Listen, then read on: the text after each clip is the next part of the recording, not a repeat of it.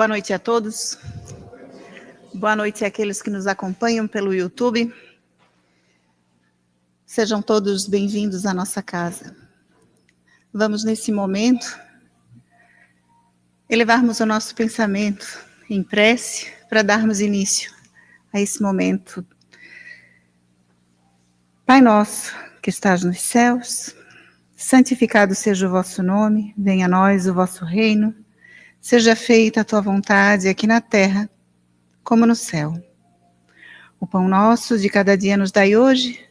Perdoa, Senhor, as nossas dívidas, assim como nós perdoamos aos nossos devedores. E não nos deixeis cairmos em tentações, mas livra-nos de todo mal, que assim seja. Com esta prece, nós damos por aberto o momento doutrinário. E na noite de hoje, vamos conversar um pouquinho, vamos contar uma história para que a gente possa refletir e levar para casa um pensamento, uma reflexão, um questionamento, quem sabe. E a história vem do livro No Roteiro de Jesus, de Gerson Simões Monteiro. É esse livro. O tema da história é os maiores inimigos. E para isso vamos prestar atenção, porque Jesus, antes dele evangelizar, antes dele trazer as coisas que são corretas, aquilo que nos norteia na nossa vida, a lição maior dele é o acolhimento. Ele sempre acolhe primeiro. Porque todo aquele que busca algo, ele está sempre em conflito com alguma coisa. E é necessário que a gente apazigue o coração, que a gente acalme essa alma, para depois sim poder ensinar. Porque quando a gente atropela as coisas e fala muito, normalmente aquele que está do nosso lado, ele não escuta. E a gente precisa dar tempo para que ele possa internalizar aquilo que está sendo dito. Na história, a história é um evento que aconteceu com Jesus e Simão Pedro. Simão Pedro ele era cheio de energia, ele fazia as coisas meio sem pensar, ele era agitado, mas Jesus encontrava nele todo aquele potencial que a gente sabe que ele alcançou.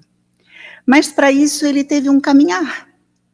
Ele caminhou ao lado do Cristo, primeiro sendo acalmado em todos aqueles ímpetos que ele tinha. E à medida que eles caminhavam juntos, Jesus ia ensinando para ele. Um dia, entre Cafarnaum e Magdala, Simão Pedro pergunta para Jesus, né? Senhor, como saberei onde vivem nossos maiores inimigos? Era um período em que se tinha muito medo de andar na rua, né? Tinha-se muito medo das coisas que aconteciam. E, às vezes, a gente tem medo daquele inimigo físico, né? Da agressão física. E aí ele insistiu, porque Jesus parou, ficou pensativo. Talvez tivesse ficado pensativo para que desse tempo também de Simão Pedro se acalmar. E aí Jesus respondeu para ele, a experiência tudo revela no momento preciso. Mas aí Simão, afoito, disse, mas a experiência demora muitíssimo. E Jesus, acalmando aquele coração, disse, para os que possuem olhos de ver e ouvidos de ouvir, uma hora, às vezes, basta ao aprendizado de inesquecíveis lições. E aí, nesse momento, antes que ele pudesse fazer uma nova pergunta, ele sente que no meio das moitas vem vindo alguém. E ele já se arma, achando que alguém ia atacar. Achando que era um fariseu que pudesse atacar e pudesse ferir o mestre. E ele tinha uma defesa muito grande pelo mestre. Mas, de repente, ele percebe que do meio das moitas sai André, que é seu irmão. E ele começa a rir porque percebeu a cara do Simão Pedro, assim, pronto para atacar. Aí, Jesus continua caminhando, olha para ele e diz assim: Pedro, nunca te esqueças de que o medo é um adversário terrível. O medo nos paralisa, o medo nos tira, às vezes, até o nosso discernimento. A gente vê coisa onde não existe. A gente, pelo medo, às vezes, se fala também coisas que não se devem ser ditas. Porque esses exemplos lá de trás, a gente tem que convertê-los para o nosso dia de hoje. Para as coisas em que a gente vive no dia a dia. Se a gente levanta de noite, no escuro, para tomar uma água, e a gente escuta um ruído dentro de casa, o coração vem na boca, a gente já fica imaginando um monte de coisa, a gente, meu Deus, a gente é capaz até de enxergar alguém andando dentro de casa. E às vezes não é nada. É algo que caiu, um vento que entrou pela fresta, derrubou alguma coisa. E a gente cria monstros que não existem. Então, tomar cuidado com esse sentimento do medo. Logo depois, vinha um levita, recitando as passagens de Torá, e dirigiu a palavra a eles um tanto quanto rudes, né? Simão Pedro, ele era na hora, ele já respondeu, já brigou, e afrontou, e falou tanto, que o homem, se arrancou, fugiu dele. Aí, ele olha para Jesus, né, sabendo que ali vinha uma lição. Jesus olha para ele e diz assim: Pedro, muito doce, muito amoroso. Pedro, qual é a primeira obrigação do homem que se candidata ao reino celeste? A resposta foi breve: amar a Deus sobre todas as coisas e ao próximo como a si mesmo. Aí ele diz assim para ele: terás observado a regra sublime neste conflito? Recorda que antes de tudo é indispensável o nosso auxílio ao que ignora o verdadeiro bem e não ouvides que a cólera é um perseguidor cruel. Quanta falta de paciência às vezes nós temos com aqueles que não nos compreendem a nossa verdade.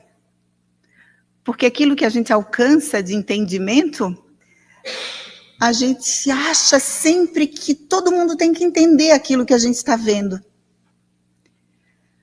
Um engenheiro, ele quando entra num determinado lugar, ele tem noções de algumas coisas que uma pessoa comum não vai ter. Ele vai dizer aquilo está errado, aquilo está certo, como aquilo foi bem construído. Então, a visão é de acordo com cada um. E aí a gente não pode exigir que o outro esteja entendendo da mesma forma que a gente. E qual é a reação que a gente tem? A falta de paciência. A gente não tem tato ou trato, às vezes, de lidar com aquela situação. Mais adiante, Rufo Gracchus era um velho romano semi-paralítico que lhe sorriu desdenhoso do alto de sua liteira sustentada pelos escravos fortes. Ele trazia no corpo uma deficiência, mas ainda assim extremamente orgulhoso. Olha de lá, olha para as pessoas que estavam caminhando, que no caso era Simão Pedro, Jesus, André, e olha com desdém, como quem diz assim: eu sou superior e vocês não valem nada. Aí o Simão Pedro olha e diz assim: vê se não é parecidinho com o que a gente vê hoje, né? Desejaria curar aquele pecador impertinente, a fim de dobrar-lhe o coração para Deus. Quer dizer, ele queria curar na marra a criatura, fazer ele andar para ele poder se dobrar e dizer assim: não, Deus é bondoso, Deus é caridoso, Deus me curou. Aí Jesus tocou no ombro dele e disse assim: por que instituiríamos a violência no mundo se o próprio Pai nunca impôs nada a ninguém? A vaidade é um verdugo sutil. Porque, na verdade, ele queria se mostrar com os poderes que ele tinha já de curar, mas para se aparecer para o cidadão que vinha na liteira. Então, a vaidade, ela vem às vezes disfarçada em algumas atitudes nossas. Então, se Deus espera que a gente se modifique, que a gente passe pelas dificuldades, nada é imposto à força para a gente. E por que que a gente tenta sempre fazer as coisas com tanta pressa? A evolução do homem leva muito tempo. E às vezes a gente quer que a coisa seja tão rápida. Normalmente para a gente se livrar do problema, né? Porque é aquele que caminha do nosso lado, que a gente enxerga que está fazendo coisas erradas, a gente quer que ele faça certo para logo resolver o problema, né? E a gente tem que ter paciência. Muitas vezes os problemas que caminhamos com aqueles que convivem conosco não vão ser resolvidos nessa encarnação. E muitas vezes perdemos a oportunidade de nos melhorarmos por ficar insistindo que o outro faça aquilo que a gente quer que ele faça. Vamos dar tempo para o outro. Enquanto o outro fica teimando com as coisas, por que a gente não pega esse tempo e aprimora os nossos sentimentos? Para quando aquele que está passando por isso tudo, quando ele se der conta, ele vai precisar de ajuda para se reerguer. E aí nós vamos ter força o suficiente para esticar a mão e levantar. Caso contrário, caminharemos juntos e loucos, tanto um quanto o outro, sem um poder ajudar ao outro. Chegaram numa hospedaria, Isadias se pôs a comentar sobre acontecimentos políticos da época, falando dos desmandos da corte imperial. Quando Simão deu a sua forte impressão sobre o assunto, com muita propriedade de várias pessoas, inclusive de Tibério. Aí Jesus, no final da conversa, olha para ele, vê que Jesus permitiu que ele passasse por todas essas situações, sem em nenhum momento dizer para ele assim, Simão, tu estás agindo errado. Ele pergunta assim, ó, alguma vez tu já estivesses em Roma? Aí ele diz assim, nunca fui. Jesus diz assim, falastes com tanta desenvoltura sobre o imperador que me pareceu estar diante de alguém que com ele houvesse convivido intimamente. Estejamos convictos de que a maledicência é algo terrível. E como que a gente faz isso hoje em dia? A gente tem um aparelhinho muito legal, que nos traz muita informação. A gente não fica mais perdido por onde a gente andar, porque ele sempre traz a resposta de qual é o caminho que a gente tem que andar, diz onde estão os melhores lugares, diz onde estão os lugares perigosos, traz todas as informações, mas também vem informações que são às vezes mentirosas, e a gente escuta lá, fulano fez tal coisa, aí a gente vai lá e compartilha, falando mal do outro, que a gente nem sabe o que vai no íntimo daquela criatura. Nenhum de vocês sabem as dores que vão no meu íntimo. Alguém sabe? Eu não sei de nenhuma de vocês. Então nós não podemos falar daquele em que nós não convivemos e que não sabemos. E muitas vezes a gente não sabe nem o que vai no íntimo daquele que convive do nosso lado. Quem dirá daqueles que a gente desconhece? E a maledicência é uma coisa muito ruim, que nos envenena, nos prejudica e prejudica o outro. Então, tomar cuidado com esse sentimento. Pedro silenciou desconcentrado. E aí, Jesus disse, Pedro, há precisamente 1 hora, procuravas situar o domicílio de nossos maiores adversários. De então para cá, 5 apareceram entre nós. O medo, a cólera, a dureza, a vaidade e a maledicência.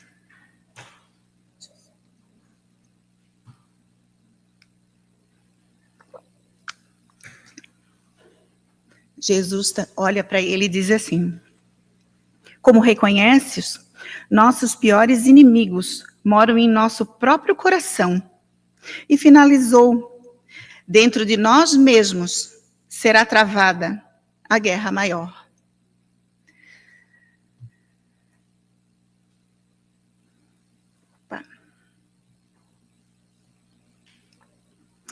Então, assim,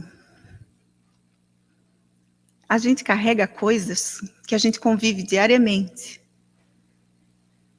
que normalmente a gente enxerga no outro, mas a gente tem um pouco de dificuldade de ver se elas existem dentro da gente. Então é necessário que a gente pare e olhe.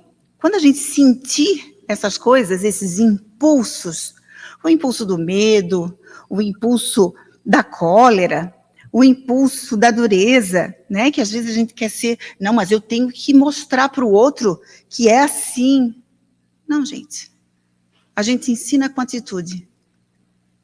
E o amor é o melhor remédio. Ele pode não funcionar na hora. Mas esses sentimentos que não são legais, eles com o tempo se dissipam. Mas o amor permanece. Aquilo que a gente faz de bom fica gravado na nossa mente e a gente vai avançar e a gente vai lembrar daqueles que nos apoiaram nos momentos mais difíceis. Aqueles que nos condenaram, com o tempo a gente perdoa e esquece, mas os que nos fazem bem são inesquecíveis. São aquelas criaturas que, à medida que o tempo passa, a gente sempre vai lembrar com um bom pensamento. E a gente vai criando uma egrégora de amor. E essa energia que a gente gera no nosso entorno, elas vão se unindo e vai tornando o nosso planeta mais respirável. Se é isso que a gente quer, a gente precisa mudar de atitude. Infelizmente, atualmente, a gente ainda vive com tantas guerras, com tantas situações tristes, mas as maiores guerras, podem ter certeza, não são essas que a gente vê no jornal. As maiores guerras são aquelas que a gente traz no nosso íntimo, aqui dentro da nossa cabecinha. Aquelas coisas que a gente se cobra às vezes, e que a gente chega à conclusão que às vezes são até desnecessárias.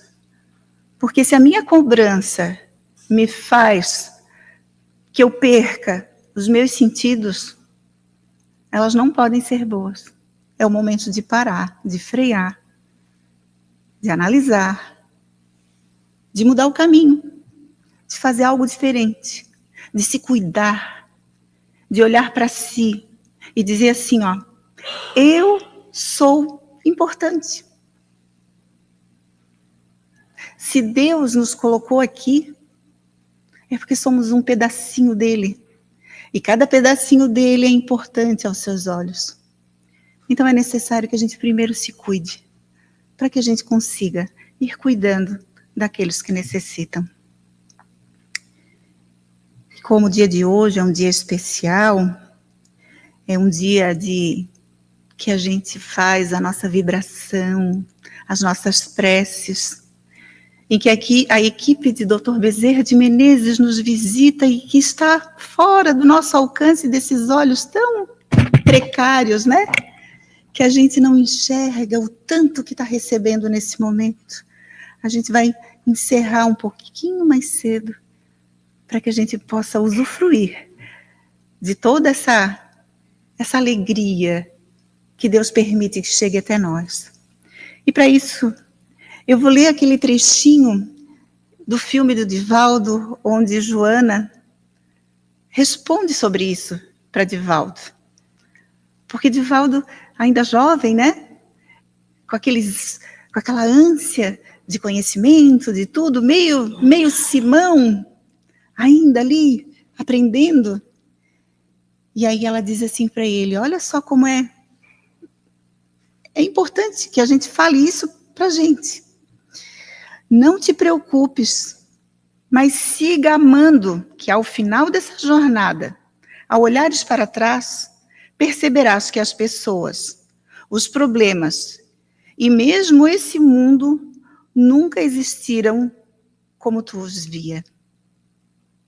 Eles só foram colocados em torno de ti para te dar a oportunidade de evoluir enquanto espírito.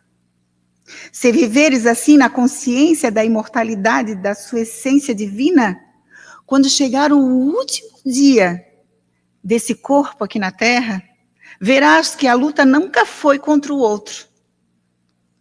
O tempo inteiro foi entre você e você mesmo.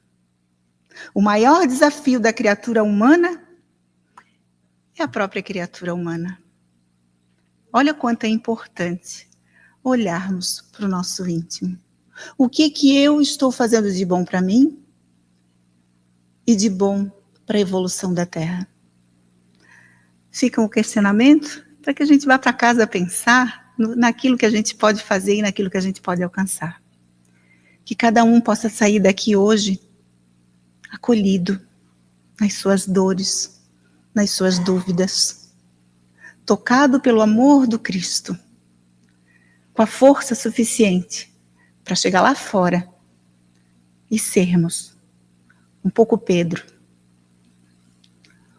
um pouco Chico, porque esse é o caminho, que a gente vá se melhorando.